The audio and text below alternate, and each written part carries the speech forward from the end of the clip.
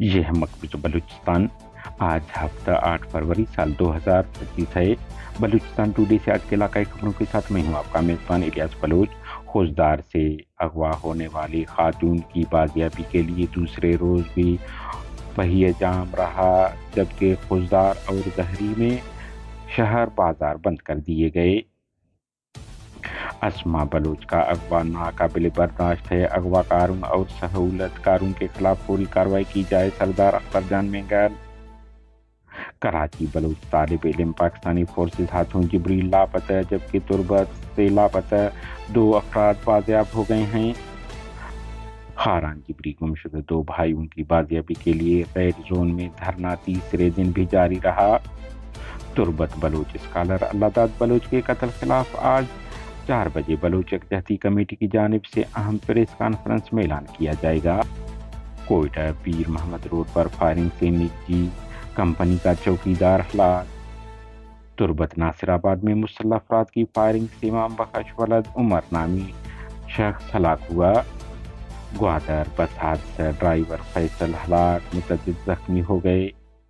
پشین سرانان 2 کار آپس میں ٹکرا گئے، 10 افراد زخمی ہوئے۔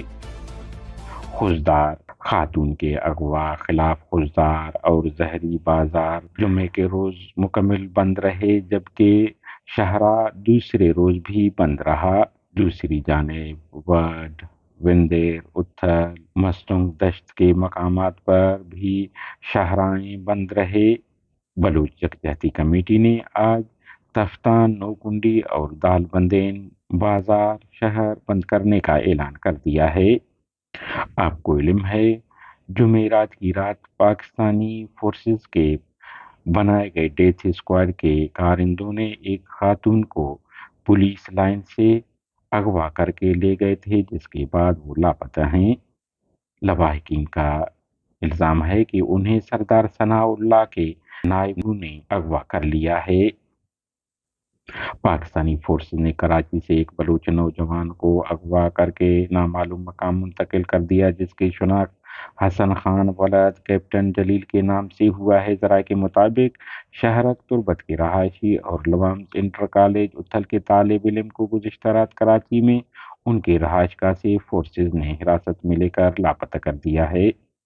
تربت بہمن سے پاکستانی فورسز ہاتھوں 13 اکتوبر 2024 کو جبری لاپتہ ہونے والے عطا، نور بخش اور یاسر حمید بازیاب ہو گئے ہیں۔ خاران پاکستانی فورسز ہاتھوں جبری لاپتہ بھائیوں کی بازیابی کے لیے تیسرے روز بھی احتجاج جاری رہا۔ آپ کو علم ہے، گزشتہ ہفتے مبارک سیافات اور اس کے بھائی حافظ علی بلوچ کو پاکستانی فورسز نے حراست میں لے کر لاپتہ کر دیا تھا۔ بلوچ یکجہتی کمیٹی خاران زون نے خاران کے عوام سے اپیل کی ہے کہ وہ زیادہ سے زیادہ تعداد میں دھرنا گاہ پہنچ کر لواحقین کا سہارا بنیں۔ ہمارے نیوز کو لائک اور شیئر کریں تاکہ پاکستان اور اس کے فوج کی درندگی کی نیوز زیادہ سے زیادہ انسان دوست لوگوں اور ملکوں تک پہنچ پائیں۔ شکریہ۔